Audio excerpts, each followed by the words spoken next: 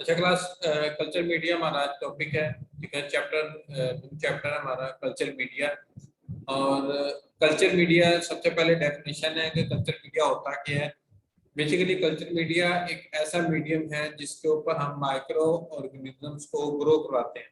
ठीक है, अब इस कल्चर मीडिया के अंदर वो तमाम न्यूट्रिएंट्स, वो तमाम चीज़ें जो कि बैक्टीरिया की ग्रोथ के लिए, उसकी रिप्रोडक्शन के लिए ज़रूरी है, वो तमाम चीज़ें जो हैं कल्चर मीडिया के अंदर मौजूद होती हैं। ठीक है, डेफिनेशन आप लिख लें अपने पास। ठीक है, आप अपने बुक में भी ऐड कर लें।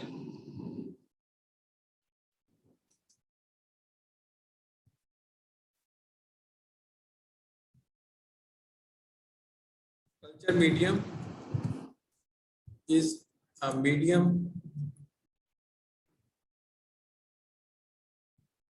on which microorganisms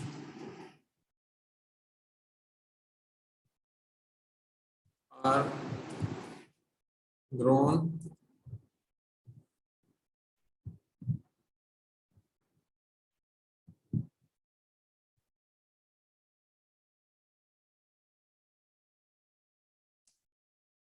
by providing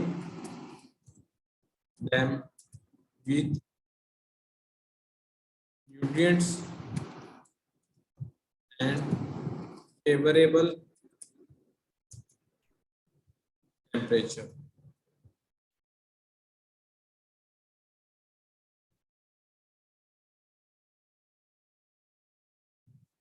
ठीक है, ये आप अपने पास डेफिनेशन लिख लें कल्चर मीडिया की। कल्चर मीडियम, ठीक है, ये इसके आप डेफिनेशन लिख दें।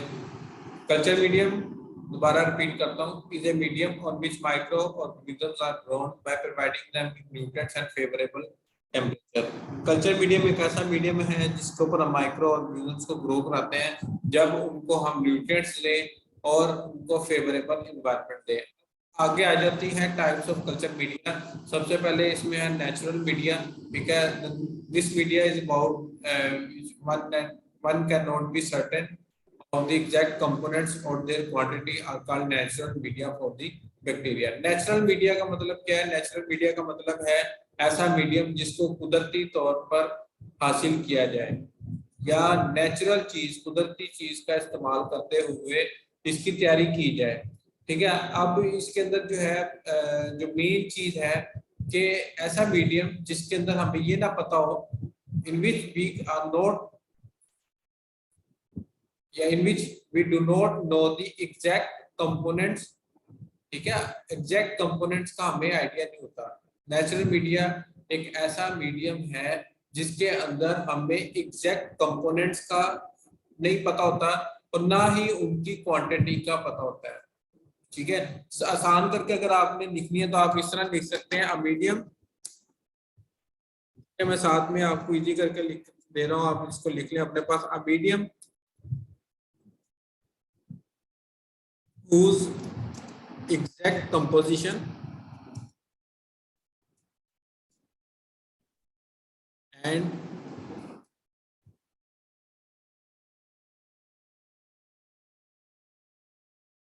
a medium whose exact composition and the quantities of component is unknown। ठीक है, एक ऐसा मीडियम जिसके अंदर हमें ये ना पता हो कि इसके अंदर कौन कौन सी चीजें मौजूद हैं और कितनी मिकदार में मौजूद है, इन चीजों का हमें आइडिया ना हो, ऐसे मीडियम को हम कल्चर मीडिया कहते हैं। कल्चर मीडिया यानी नेचुरल कल्चर मीडिया कहेंगे। आप देखें, लेट्स सपोज आप फर्ज करें आप कोई नेचुरल चीज इस्तेमाल कर रहे हैं। नेचुरल चीज में खासतौर पे अगर आप कोई मीट इस्तेमाल कर रहे हैं या पौधा वगैरह को इस्तेमाल कर रहे हैं तो आपको नहीं पता होता कि इसके अंदर प्रोटीन कितनी है।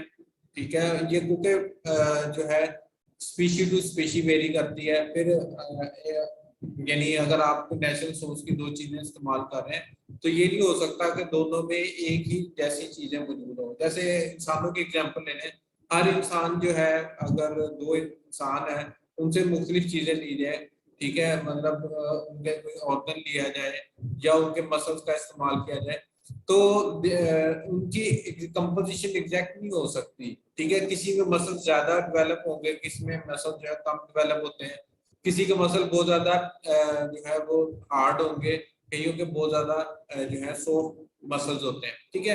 तो हर इसी तरह जब हम नेचुरल मीडिया यानी इस्तेमाल करते हैं, कुदरती चीजें इस्तेमाल करते हुए कोई कल्चर मीडिया तैयार करते हैं, तो हमें इस चीज का आइडिया नहीं होता कि उसके अंदर कौन कौन सी चीजें मौजूद हैं और कितनी मिकदार के अंदर मौजूद है, ठीक है। ये नेचुरल मीडिया की डेफिनेशन है।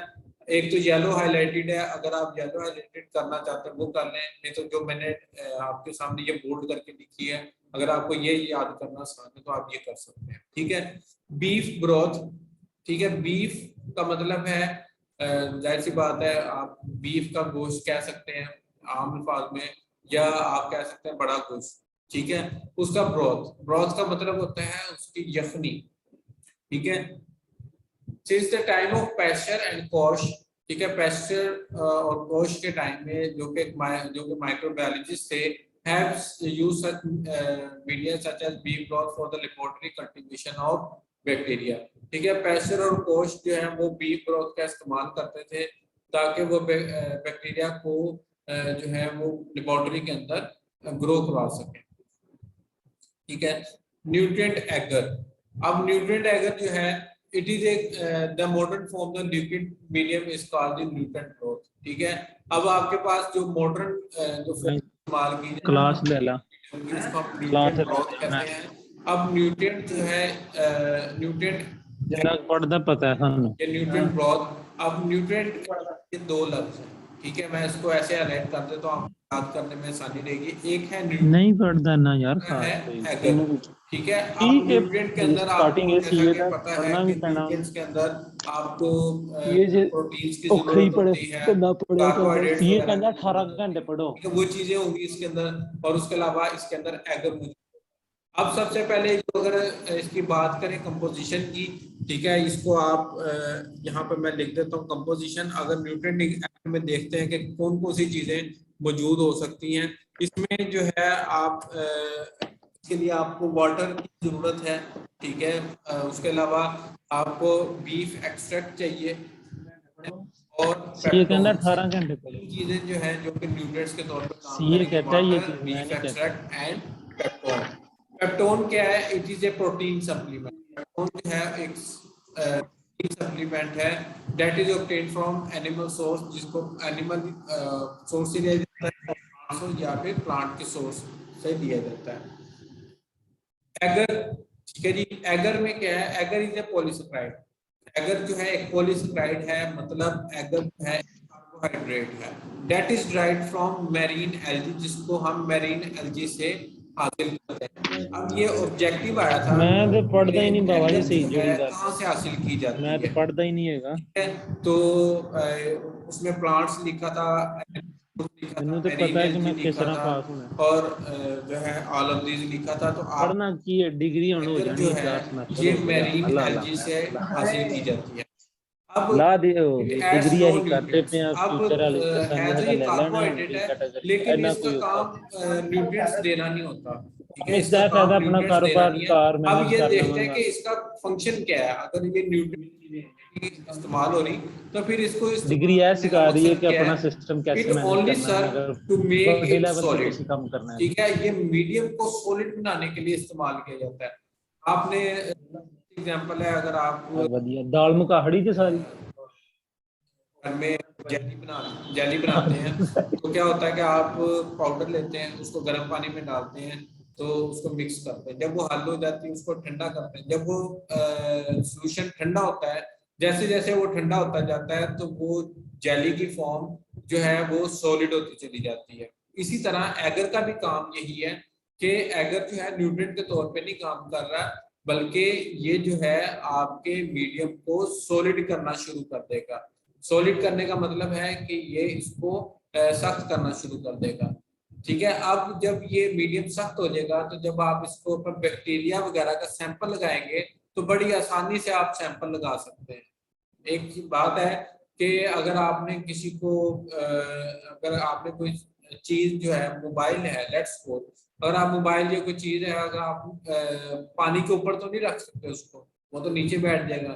तो अगर वही चीज सॉलिड करनी हो, अगर आप मोबाइल की जगह अगर बैक्टीरिया की बात करें, तो बैक्टीरिया को अगर हम पानी में डालेंगे तो बैक्टीरिया जो है वो नीचे सेटल डाउन हो सकता है।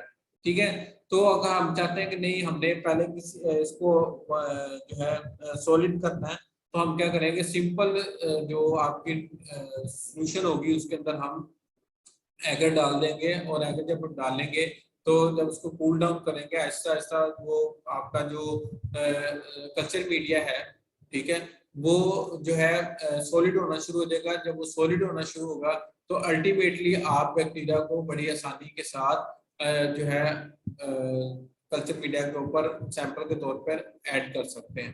ठीक है, so that bacteria can be cultivated on the surface, ताकि हम आगे उसने मकसद लिखा है कि ताकि हम सरफेस के ऊपर, सतह के ऊपर बैक्टीरिया को ग्रो करवा सकें।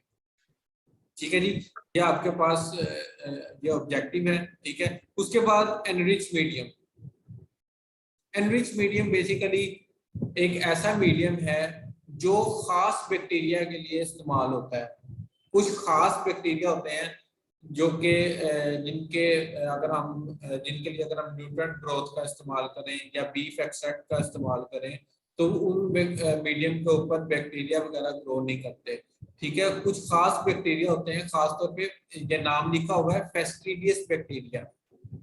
फेस्टिडियस बैक्टीरिया ऐसे बैक्टीरिया होते हैं जिनकी खुराक जो है, जिनकी न्यूट्रिएंट्स जो है वो बहुत ही स्पेशल किस्म की होती है। ठीक है, अब इसमें आप आगे जाके जब नाम पढ़ेंगे, चीजें पढ़ेंगे, तो आपको आइडिया हो जाएगा कि फेस्टिडियस बैक्टीरिया क्यों कहा गया है।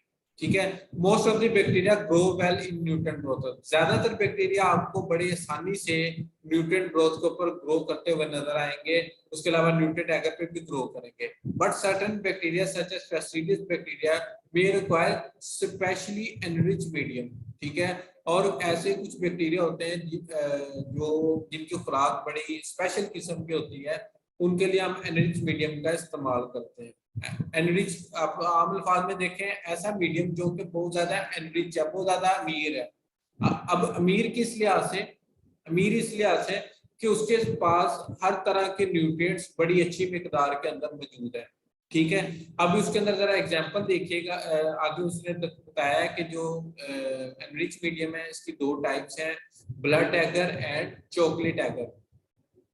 ठीक है, ब्लड एगर का मतलब है ब्लड, यानी आप खून ले रहे हैं, और एगर का मतलब है न्यूट्रिएंट एगर। एगर का मतलब क्या है? न्यूट्रिएंट एगर, यानी जब आप न्यूट्रिएंट एगर में, न्यूट्रिएंट एगर प्लस ब्लड, जब न्यूट्रिएंट एगर में आप ब्लड डाल देंगे तो ये आपके पास ब्लड एगर बन जाएगा। ठीक है, अब जो ब्लड है उसके अंदर बड़ी स्पेशल किस्म की न्यूट्रिएंट्स हैं। अब उसमें हर तरह के न्यूट्रिएंट है, उसमें प्रोटीन्स भी हैं, उसमें कार्बोहाइड्रेट्स भी हैं, उसमें लिपिड्स भी हैं। ठीक है, तो इस लिहाज से ब्लड जो है एक बड़ी रिच मीडियम है। अब उसने लिखा है स्ट्रेप्टोकोकाई बैक्टीरिया। अब कौन से बैक्टीरिया इसके अंदर ग्रो करेंगे, या आपने ऑब्जेक्टिव के तौर पे याद रखना है कि streptococci bacteria blood agar medium के अंदर ग्रो करते हैं। दैट कॉज स्ट्रेप थ्रोट, जो कि स्ट्रेप थ्रोट ये गले की इंफेक्शन है वो कॉज करते हैं, एंड स्कारलेट फीवर, और ये बुखार के टाइप है जिसकी वजह बन जाते हैं, स्कारलेट फीवर की वजह बनते हैं। Grow well when whole blood is added to the nutrient medium. ठीक है, जब हम न्यूट्रिएंट मीडियम के अंदर मुकम्मल कंप्लीट ब्लड ऐड कर देते हैं तो स्ट्रेप्टोकोकाई बैक्टीरिया बहुत आसानी से ग्रो कर देता है। In this instance the medium is called blood agar. इसलिए हम इस मीडियम को ब्लड एगर कहते हैं, क्योंकि हमने न्यूट्रिएंट एगर के अंदर ब्लड ऐड कर दिया। अब देखें, क्वेश्चन ये राइज होता है कि हम कल्चर मीडिया मुख्तलिफ किस्म का क्यों इस्तेमाल कर रहे हैं। ठीक है, तो अब फर्ज करें एक पेशेंट आता है, और पेशेंट आने के बाद डॉक्टर जो है उसको सजेस्ट करता है कि टेस्ट करें, पता चले कि कौन से बैक्टीरिया, कौन सी इन्फेक्शन है, कौन से बैक्टीरिया की वजह से हो रही है। ठीक है, तो उसको आइडेंटिफाई करना बहुत ज्यादा जरूरी है। ठीक है, तो हम मुख्तलिफ जब हम ब्लड सैंपल दे के आते हैं किसी भी लैब वाले को, तो लैब वाले जो है इस तरह के कल्चर मीडिया उन्होंने पहले तैयार किए होते हैं और हमारा ब्लड सैंपल उसके ऊपर प्लेस कर देते हैं, ताकि फिर जिस मीडियम के अंदर बैक्टीरिया ग्रो कर जाते हैं तो हमें पता लग जाता है कि ये बैक्टीरिया जो है, लेट्स सपोज जिस तरह ब्लड एगर का मैंने बताया कि ब्लड एगर बैक्टीरिया में, ब्लड एगर मीडियम के अंदर सारे बैक्टीरिया ग्रो कर गए, लेकिन बाकी जितने भी हमने कल्चर मीडिया की टाइप्स इस्तेमाल की उसके अंदर किसी भी किस्म का माइक्रो ऑर्गेनिज्म ग्रो नहीं किया, बैक्टीरिया वगैरह ग्रो नहीं किया। तो इसका मतलब है कि जो ब्लड एगर के अंदर बैक्टीरिया ने ग्रोथ की है, अपनी तादाद को बढ़ाया है, इसका मतलब है ये स्ट्रेप्टोकोकाई बैक्टीरिया है। ठीक है, हम जब टेस्ट करवाने जाते हैं तो इसलिए मैं आपको बता रहा हूँ कि जब हम टेस्ट करवाने जाते हैं तो वहां पर लैब वालों के पास हर तरह का कल्चर मीडिया पहले से ही तैयार होता है, ताकि पेशेंट जब ब्लड सैंपल देकर हर ब्लड कल्चर मीडिया के ऊपर बैक्टीरिया का सैंपल ऐड कर दिया जाता है, ताकि हमें पता लगे बैक्टीरिया कौन सा बैक्टीरिया है और हमने कौन सी मेडिसिन देनी है ताकि ये माइक्रो स्किल हो और आपकी जो डिजीज है उससे रिकवरी हो। ठीक है, तो नेक्स्ट जो टाइप है वो चॉकलेट एगर है। ठीक है, अब चॉकलेट एगर वैसे ही है जैसे कि ब्लड एगर है, लेकिन इसके अंदर थोड़ा सा डिफरेंस है, और डिफरेंस ये है कि हम क्या करते हैं कि जब न्यूट्रेट एगर ब्लड ऐड कर देते हैं उसके बाद उसको हम हीट कर देते हैं। क्या करते हैं? उसको हीट करते हैं। हीट करने से क्या होता है कि जब हम हीट करते हैं तो रेड ब्लड सेल्स जो हैं वो डिस्ट्रॉय हो जाते हैं, red blood cells break down हो जाते हैं और उसकी हीमोग्लोबिन रिलीज हो जाती है। जब हीमोग्लोबिन रिलीज हो जाती है तो सोल्यूशन कलर ब्राउनिश कलर होना शुरू होता है। जब सोल्यूशन का कलर ब्राउन होना शुरू हो जाता है तो हम उसको एक नाम दे देते हैं कि ये चॉकलेट एगर मीट है। ठीक है, और इसमें नाइसीरिया स्पीशीज जो है इसके अंदर नाइसीरिया ग्नोरिया, ठीक है, ये तमाम यानी नाइसीरिया की मुख्तलिफ स्पीशीज जो अब तक मौजूद है तमाम जो है वो चॉकलेट एगर के अंदर ग्रो करती है। ठीक है, तो तब नसीरिया स्पीशीज, अगर हम नसीरिया स्पीशीज को ग्रो कराना चाहते हैं ब्लड एगर सॉलिडिफिकेशन, तो हम ब्लड एगर को हीट करते हैं, इससे पहले वो सॉलिडिफाई हो जाए, तो सख्त हो जाए। यानी आपने न्यूट्रेट एगर लिया, उसके अंदर ब्लड को ऐड कर दिया, ब्लड ऐड करने के बाद आपने हीट करना है, हीट करने के बाद आपने उसको सॉलिडिफाई करना है। ठीक है, तो फिर आपके पास ब्लड एगर मीडियम बन जाए। ठीक है, चॉकलेट एगर मीडियम आपके पास बन जाएगा। Heating disturb the red blood sales, जब हम हीट करते हैं तो रेड ब्लड सेल्स डिस्टर्ब हो जाते हैं, वो ब्रेक डाउन हो जाते हैं। डिस्टर्ब का break down and release the haemoglobin, और हीमोग्लोबिन जो है वो रिलीज हो जाती है। This termed as chocolate agar, तो इसलिए हम इसको चॉकलेट कहते हैं because of its chart brown appearance, क्योंकि इसका जो कलर है वो ब्राउनिश होना शुरू हो जाता है, जिस वजह से हम कह देते हैं कि इसकी जो अपीयरेंस है वो चॉकलेट से मिलती जुलती है, तो ये चॉकलेट एगर मीडियम। हमने इसके अंदर चॉकलेट ऐड नहीं की, बेसिकली हमने रेड जो ब्लड है उसको हीट किया था न्यूट्रेट एगर मिक्स करने के बाद, जिसकी वजह से रेड ब्लड शुरू हो गए, हीमोग्लोबिन रिलीज होगी, हीमोग्लोबिन रिलीज होने के बाद उस सोल्यूशन का कलर ब्राउन होना शुरू हो गया, तो इसलिए हमने इसको चॉकलेट एगर कह दिया। ठीक है जी, उसके बाद सिलेक्टिव मीडिया है। सिलेक्टिव मीडिया का मतलब क्या है कि सिलेक्टिव मीडिया का मतलब ये होता है मखसूस मीडिया, या ऐसा मीडियम जो सिलेक्टिव बैक्टीरिया को ग्रो करने दे। कुछ बैक्टीरिया को ग्रो करने देगा ये मीडियम, और कुछ बैक्टीरिया की ग्रोथ को नहीं होने देगा। Selective medium contain ingredients to inhibit the growth of certain bacteria। इस सिलेक्टिव मीडिया में कुछ ऐसे इंग्रेडिएंट या कुछ ऐसे केमिकल का इस्तेमाल किया जाता है जिसकी वजह से कुछ बैक्टीरिया की ग्रोथ रुक जाती है। ठीक है, while permitting the growth of other, और इसके अंदर कुछ केमिकल ऐसे होते हैं जो दूसरे कुछ और बैक्टीरिया को ग्रो करने देते हैं। एक तरह के बैक्टीरिया को ग्रो नहीं करने दे रहा और कुछ बैक्टीरिया को ग्रो करने देगा। ठीक है, जिस तरह के आगे जो उसने आगे टाइप लिखी है वो मैनिटोल सेल टैगर है। मैनिटोल सेल टैगर, मैनिटोल जो है एक कार्बोहाइड्रेट है। क्या है ये? कार्बोहाइड्रेट है। और उसके अलावा साल्ट, ये आपको पता है, सोडियम क्लोराइड है। और एगर मतलब यहाँ पर एगर है, न्यूट्रिएंट एगर। ठीक है, तो staphylococci are cultivated on mannitol salt agar. Mannitol salt agar पर स्टेफेलोकोकाई बैक्टीरिया ग्रो करते हैं। आपसे पूछा जाए कि मैनिटोल साल्ट एगर पर कौन से बैक्टीरिया ग्रो करते हैं, तो याद रखिएगा कि स्टेफेलोकोकाई बैक्टीरिया जो है वो मैनिटोल साल्ट एगर पे ग्रो करते हैं। This medium contains mannitol. ठीक है, इस मीडियम के अंदर एक तो चीज मैनिटोल मौजूद है, उसके अलावा हाई साल्ट कंसंट्रेशन, और इसमें नमक मौजूद होता है जिसके अंदर हम हाई कंसंट्रेशन के अंदर इसको इस्तेमाल करते हैं। That inhibits most other bacteria, जो कि ज्यादातर बैक्टीरिया की ग्रोथ को रोक देगा। आपको पता है अगर आप नमक का इस्तेमाल करते हैं बैक्टीरिया वगैरह किल हो जाते हैं। ठीक है, तो कुछ ऐसे बैक्टीरिया होते हैं जो कि अगर हम उनमें नमक भी ऐड कर देना, यानी उसके जहाँ पे वो मौजूद है नमक भी ऐड करते हैं, वो बैक्टीरिया अपने आप को जिंदा रखते हैं।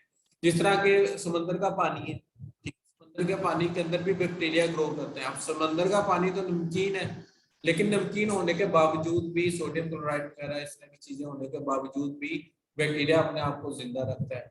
मैनिटोल साल्ट एगर में ऐसे बैक्टीरिया ग्रो करेंगे जो कि साल्ट की मौजूदगी में, नमक की मौजूदगी में अपने आप को जिंदा रखते हैं, और दूसरा वो मैनिटोल की फर्मेंटेशन भी करते हैं।